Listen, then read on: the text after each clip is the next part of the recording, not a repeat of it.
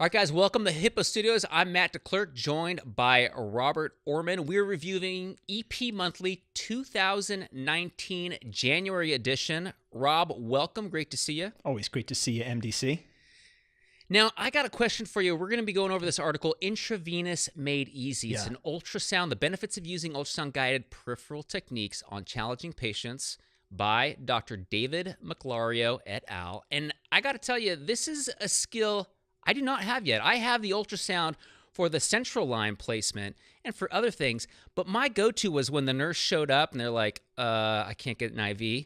I was like, oh, great. I'd always be like, try, what other nurses are out Call here? the NICU, man. Call the NICU. And then that would not work. They'd be like, okay, then I'm going to try the EJ. And if that didn't work, I was like, I'm going with a long IJ. And then if it all failed, I'm like, I'm sorry, I need to give you a central line for your liter of IV fluids for your nausea.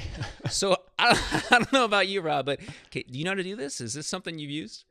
Yeah, I have done this well over 100 times, and I still find it challenging. And actually, I thought that this article explained some of the pitfalls of this better than any I have seen. And one thing I really loved in this was they called out what's the hardest part.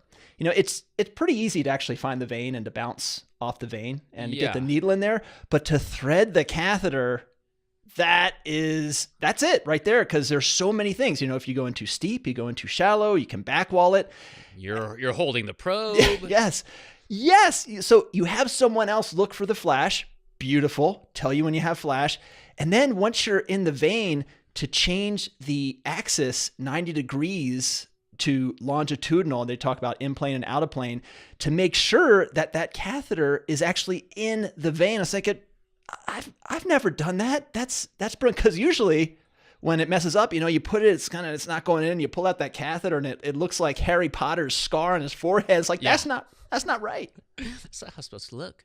Well, it sounds like you learned a little bit on this. I learned a lot. My residents do this all the time, and I'm going to try to translate what I learned here and just go and practice them. I'll be like, hey, resident, can you teach me how to do that? Because yo no sabe.